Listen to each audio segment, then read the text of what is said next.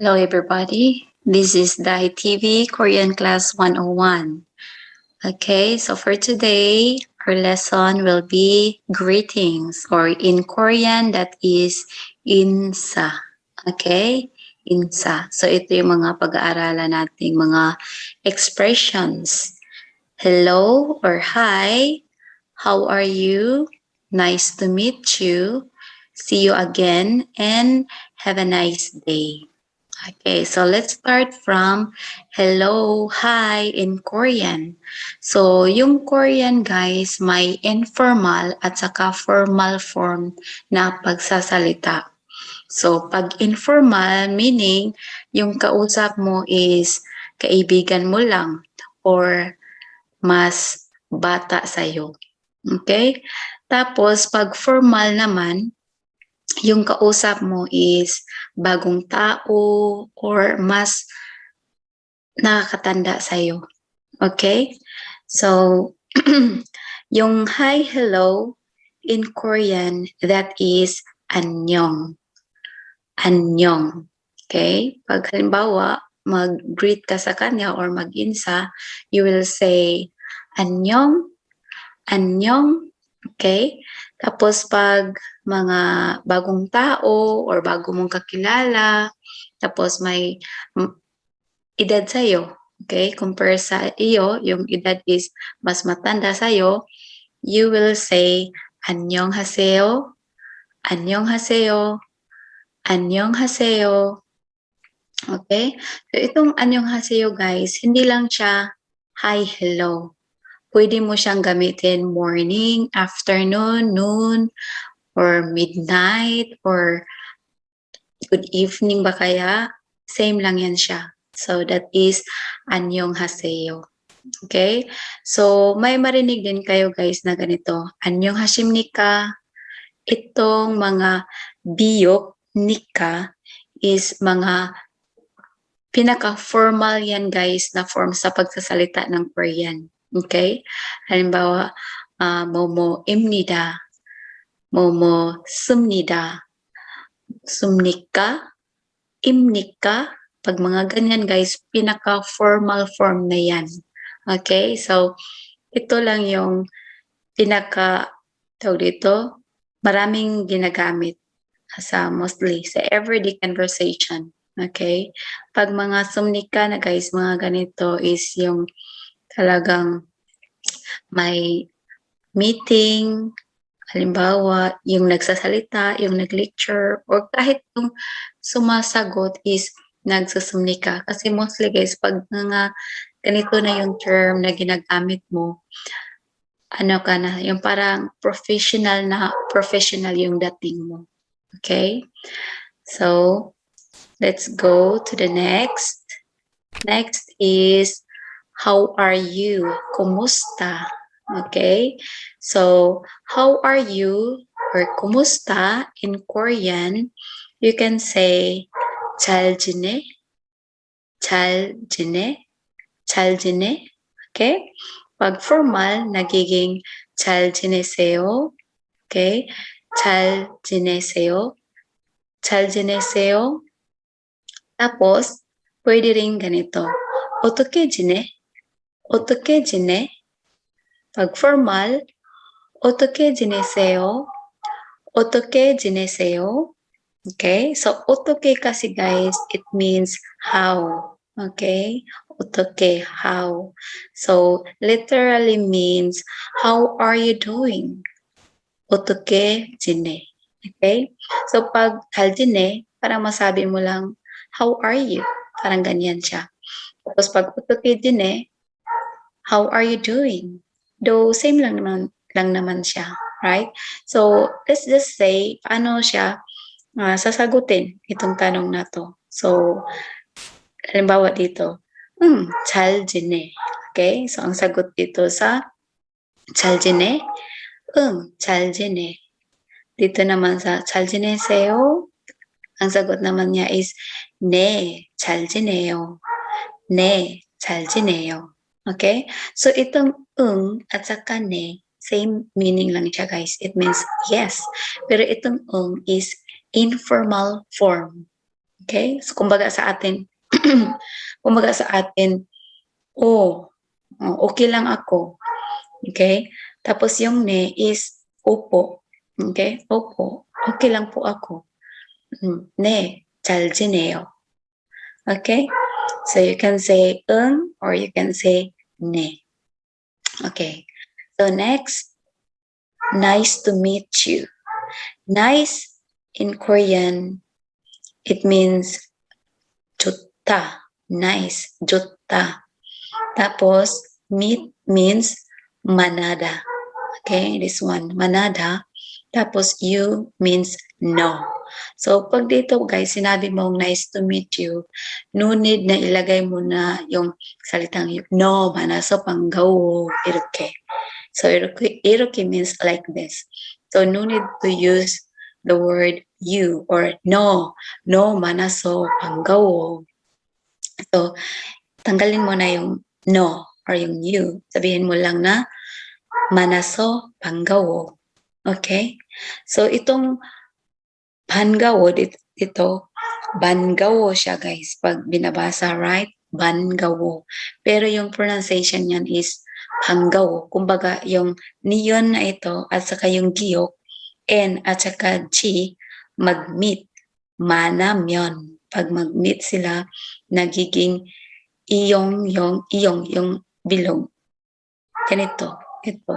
Ang naging sound niya, NG. So, nagiging bangawo. Bangawo. Okay? So, manaso, bangawo. Nagiging bangawo. Hindi bangawo. Okay? Hindi siya bangawo. Kundi bangawo.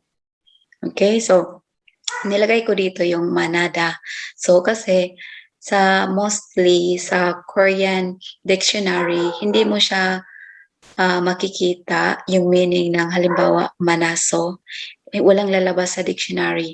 Dapat yung base form ng word ang hahanapin mo. So, yung manada, yung manaso niyan is from the word manada. Okay? So, it means to meet. Tapos, pag ginawa mo na siya, ginamit mo na sa sentence, nawawala yung mga da, guys. Da. So, ito na lang natira, mana. So, nagiging manaso, pangawo. Okay? So, pag formal naman, manaso, pangawoyo. So, pan siya, di ba? So, pangawo. Lagyan mo lang ng yo. Kumbaga sa atin, opo. So, manaso, pangawoyo. 반가워요. 만나서 반가워요. Okay? So that is nice to meet you. Okay? So next is goodbye. So pag aalis, paano mo sasabihin? 'Di ba? Paalam, ganyan. So you will say in informal form that is 잘가, ganyan. 잘가, Ka means go. Okay? Chal means well. So, paalam, that is chalga in Korean. Pag informal. Pag formal, pwede mo rin sabihin chalgayo dito. Okay? Pwede mo rin lagyan ng you. Chalgayo, iroke. Pag ito, formal na formal kasi. So, sasabihin mong 안녕히 가세요. 안녕히 가세요. Okay? So, 안녕히 가세요. Tapos, pwede, ito rin, 안녕히 계세요. Parehas lang silang goodbye, guys. Pero, hindi ka pwedeng magkamali ng paggamit nito. Okay? Ang 안녕히 가세요, guys, dapat yung dalawang taong nag-uusap, halimbawa, dalawang tao lang yung nag-uusap. So, sa isang lugar, maghihiwalay na sila. So, aalis yung, halimbawa, yung tao is A at saka si B. So, aalis si A at saka si B. Maghihiwalay na sila. So, sasabihin, paalam. So, sasabihin nilang dalawa na 안녕히 가세요. 안녕히 가세요. Silang dalawa ang aalis.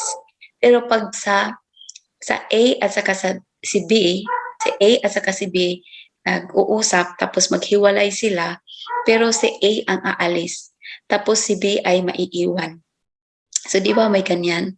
Halimbawa, yung isang estudyante pumunta sa bahay ng kanyang teacher. So, yung bahay ng teacher, siyempre hindi aalis yung teacher kasi bahay na yun. Nandun lang siya. Tapos yung estudyante na bumisita sa bahay ng kanyang teacher, aalis na siya. So, ano ang sasabihin niya? Hindi anyong higaseyo. Kasi hindi naman aalis yung kinakausap niya, right? So, ang sasabihin niya is, anyong higaseyo. Kumbaga, sinabihan niya yung teacher niya na goodbye, pero nandoon lang yung teacher niya, hindi aalis. So, yung teacher niya, sasabihin niya naman sa estudyante niya or kung sino na bumisita sa kanya, sasabihin niya, anyong higaseyo.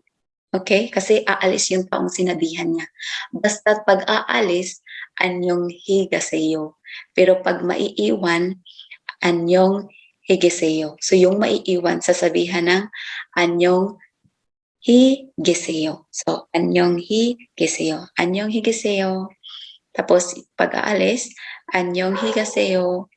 Both meaning niyan is goodbye. Pero depende sa sitwasyon kung may maiiwan ba or halimbawa walang maiwan. So, both silang dalawa, sasabihin nilang anyo higaseyo. Okay? So, both of them, they will say anyo higaseyo. Okay? Hope naintindihan nyo ito. Okay? So, pwede rin naman salgayo, pero pag ano nang kasi, pag teacher yung kausap mo guys or professor or medyo malaking tao, hindi mo siya pwedeng sabihin salgayo. Okay? So, yung talagang close na close mo. Okay? Hindi na salgayo. Pero pag mga ganito kasi, kaya nga, talagang formal sila. Right? Okay. So, dito din, pwede mo rin sabihin ng yung pagbasa nito is chariso. Okay? So, as what I have told you many times, pag ito final consonant, tapos dito naman is vowel, kinoconnect yan siya dito. Kaya nagiging chariso. So, same lang sila dito kasi ang ita guys, from the word ita, yung mahanap mo sa dictionary, yung formal niyan is ishida. Okay, koreso. Koreso means that's why. So, ang chariso, okay, chariso, goodbye din yan siya. Okay? Pero mostly, yan nga, pag mga friend-friend or mas nakakabata sa'yo, sasabihin mo, chariso, chariso, or ano yun? Ano yun means or, salga, salga, paalam. Okay? So, let's see. By the way, guys, itong goodbye din, guys. Di ba kanina sinabi ko, hello or hi, that is, anyong, pag ganyan. Pero yung intonation, guys, may iba ding term. Pasensya na sa, sa boses ko, guys, kasi whole day akong nagsasalita. Okay. Yeah! So, I'm sorry for that. So, yung anyong, guys, hindi lang siya hello or hi. Okay? Kasi may isang kanta, iwan ko kung narinig nyo. Ganito ang pagkasabi. 안녕이라고 내게 말하지 마. Ewan ko kung narinig niyo yan. Yung anyong, hindi yung hi, hello ang meaning niyan. It means goodbye din. Anyong, iroke. Okay? So parang anyong. Parang good. Tinasabihan mo yung tao ng goodbye.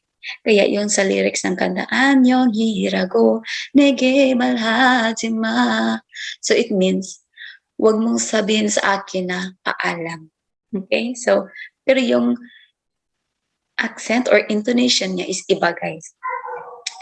Anyong, parang pag ganyan. Anyong, pero pag hello, anyong, ganyan. Okay? So, pag hello, hi, anyong, pero pag goodbye, anyong, anyong, parang ganyan. Okay? So, that is goodbye. Next, let's move on to see you again. See you again. Again is, you can say na parang to, yan siya, to. Tapos, si means Buddha dito. So, nagiging bua na siya dito, guys. Pero yung base form niyan is Buddha, which is to see.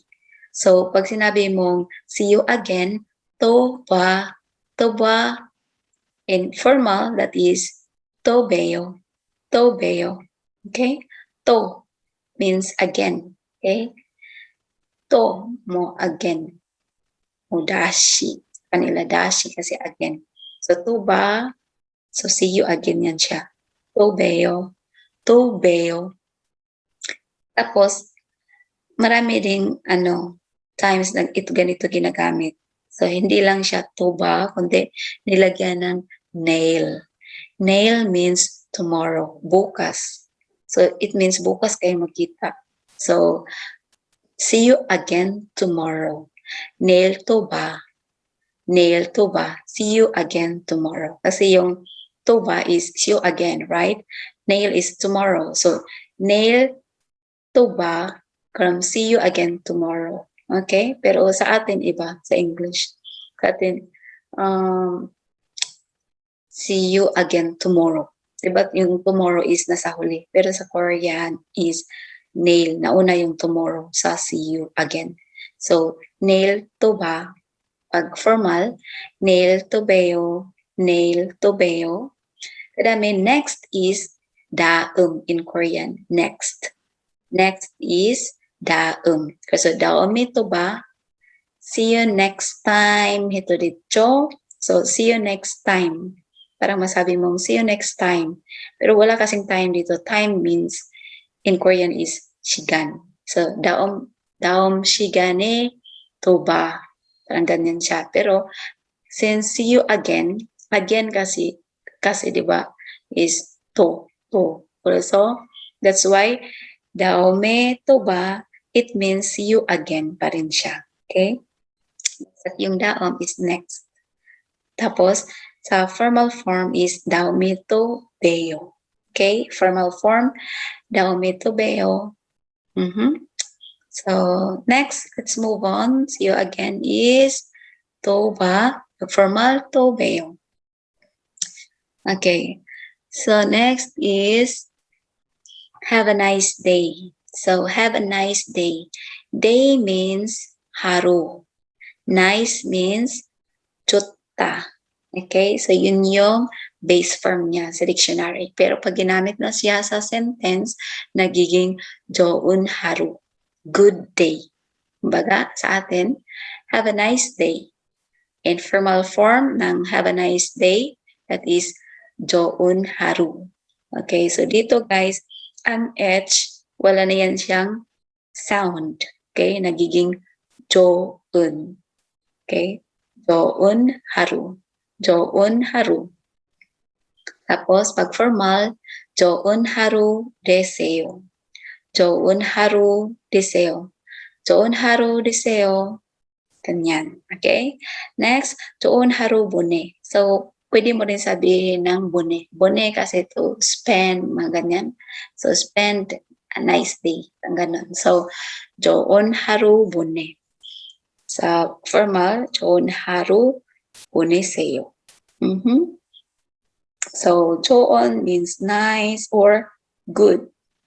Tapos, pwede mo rin sabihin ng ganito. Kasi marami silang way ng pagsasalita, guys, na hindi lang nice day. Kasi diba sa atin din, joyful day, happy day. So, pag joyful, sa kanila is 즐겁다. So, pag ginamit na siya sa sentence, nagiging 즐거운 haru. 즐거운 haru. Okay? Pwede mo rin sabihin, 즐거운 haru bune. Dami is next. Happy. Happy means 행복하다. 행복하다, yung base form niyan. Tapos, pag ginamit sa sentence, 행복한 haru. Tapos, pwede mo rin lagyan din ng bune. 행복한 haru bune. Pag formal, 행복한 haru boneseyo. 뭐 즐거운 하루 되세요. Okay? So, ganyan lang siya, guys. So, yan yung mga greetings, simple greetings in Korean. So, from 안녕, 안녕하세요, nice to meet you, 만나서 반가워요. Okay? Then, see you again, 또 봬요. And then, what else? ito, have a nice day, 좋은 하루 보내, or 좋은 하루 보내세요. Okay, so this time, ito yung saying goodbye to you guys. 행복한 하루 되시고 또 봬요. That means have a happy day and see you again. So 행복하다, 행복한 means happy. Day means haru. Mo have a happy day is 행복한 하루 되세요, right? So, but nilagyan siya ng and, guys. And means 그리고 or hago in Korean. So, ano siya, kinonect yung 되시고 sa 그리고. So, nagiging 행복한 하루 되시고 see you again, 또 봬요. Okay? So, that's all for today, guys. 행복한 하루 되시고 또 봬요. Have a happy day and see you again. See you again on my next class. That's all. 안녕!